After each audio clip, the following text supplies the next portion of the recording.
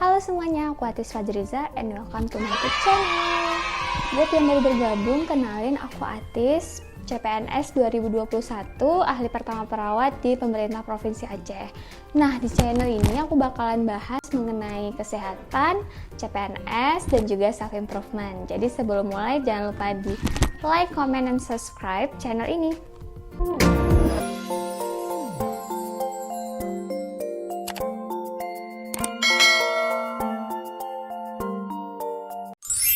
Oke teman-teman, jadi kali ini aku bakalan bahas mengenai tahapan masuk sekolah kedinasan dan apa saja sih yang harus dipersiapkan dalam tes sekolah kedinasan.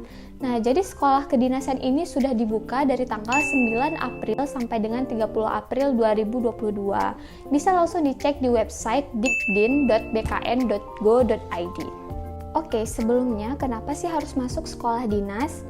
Jadi, sekolah dinas itu adalah sekolah yang berada di bawah naungan kedinasan atau kementerian, yang mana para calon taruna, praja, dan juga siswanya itu dididik untuk menjadi aparatur sipil negara. Sehingga banyak sekali nih adik-adik yang baru tamat SMA itu mau masuk sekolah kedinasan. Jadi banyak saingannya, sehingga harus dipersiapkan dengan sebaik mungkin.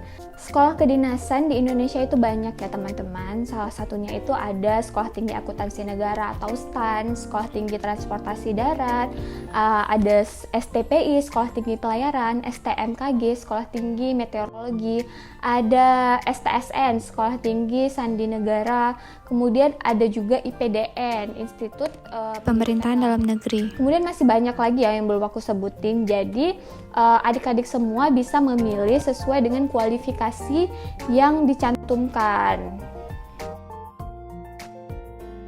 Secara general, tahapan seleksi masuk sekolah ikatan dinas itu sama. Jika memang ada perbedaan, itu biasanya ada tambahan persyaratan dari sekolah masing-masing.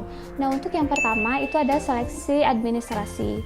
Seleksi administrasi untuk sekolah kedinasan sudah dibuka dari tanggal 9 April sampai dengan 30 April 2022. Nah, websitenya itu ada di dikdin.bkn.go.id. Jadi seleksi administrasi ini adalah seleksi data, di mana kita tuh harus mengisi data dan juga mengupload sejumlah dokumen dan juga mengisi nilai rapor dan sebagainya.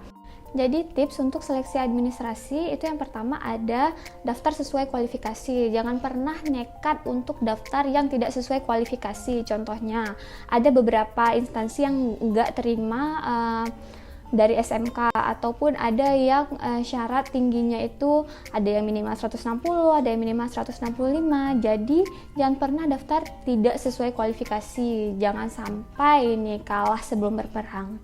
Kemudian yang kedua, ada kumpulkan dokumen secara lengkap yang diminta oleh setiap instansi. Yang ketiga, teliti dalam mengisi data. Jadi jangan sampai salah upload nih. Misalnya diminta kakak tapi kalian isinya itu ijazah. Jadi sesimpel itu ya, tapi tahun kemarin itu masih banyak banget yang nggak lulus karena memang salah penguploadan data. Kemudian yang keempat itu jangan buru-buru difinalisasi untuk meminimalisir kesalahan nih. Jadi harus di double check, triple check, mau bisa jadi 10 kali cek untuk meminimalisir kesalahan. Dan juga jangan sampai terlalu telat untuk mensubmit. Jadi jangan di jam-jam terakhir, karena untuk meminimalisir adanya gangguan sistem atau jaringan. Oke, tahapan seleksi yang kedua itu ada SKD. SKD itu terdiri dari 3, yaitu TWK, TIU, dan juga TKP. TWK ini adalah tes wawasan kebangsaan. Kemudian TIU ada tes intelijensia umum. Jadi dia itu ada soal numerik, verbal, dan juga yang lainnya. Kemudian ada TKP. TKP ini adalah tes kepribadian. Untuk tipsnya itu yang pertama ada sering-sering mengerjakan soal. Nah, jadi kita harus sering terbiasa untuk menjawab soal dan juga memanage waktu dengan sebaik mungkin. Yang kedua, kuasai materi dari per bidangnya itu. Dan yang ketiga adalah tetap fokus. Jadi jangan panik. Walaupun ada soal yang tidak bisa dikerjakan, fokus ke soal-soal yang bisa dikerjakan. Jadi baca dulu pertanyaannya baru baca soalnya. Nah, ini sangat efektif ya untuk menjawab soal yang banyak dalam waktu yang singkat. Yang ketiga ada TPA. yaitu tes potensi akademik, di mana tes ini untuk mengukur kemampuan penalaran dan juga logika seseorang. Jadi tipsnya itu lagi-lagi adalah sering-sering menjawab soal. Jadi soal TPA ini banyak ya, bisa dilihat di internet, bisa juga dilihat di YouTube dan juga di buku-buku. Jadi harus banyak membaca, latihan soal, jawab dengan fokus, dan juga prioritaskan soal-soal yang mudah terlebih dahulu untuk dikerjakan. Yang keempat, ada tes kesamaptaan. Jadi tes kesamaptaan ini adalah tes kebugaran dan juga jasmani. Jadi ini kan gak mungkin nih dalam H-1 bisa langsung terbiasa. Jadi harus latihan jauh-jauh hari seperti lari, push up, sit up, pull up supaya terbiasa. Kemudian H-1 itu jangan terlalu capek. Jadi harus dijaga agar badannya itu tetap fit. Kemudian tetap makan makanan yang sehat. Yang kelima, ada tes kesehatan. Jadi ini untuk melihat bagaimana keadaan fisik calon taruna maupun praja. Jadi bisa terdiri dari tes urin, tes ronsen, dan juga tes darah.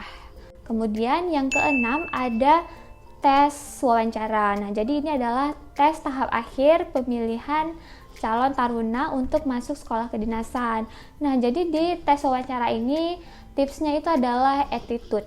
Nah, jadi attitude itu memang harus sopan, tidak boleh asal-asalan, kemudian harus kuasai materi terkait dengan sekolah tersebut. Oke, sekian video dari aku, semoga bermanfaat, dan untuk adik-adik yang sedang berjuang, tetap semangat dan semoga lancar. Oke, see you next video and thanks for watching. Assalamualaikum warahmatullahi wabarakatuh.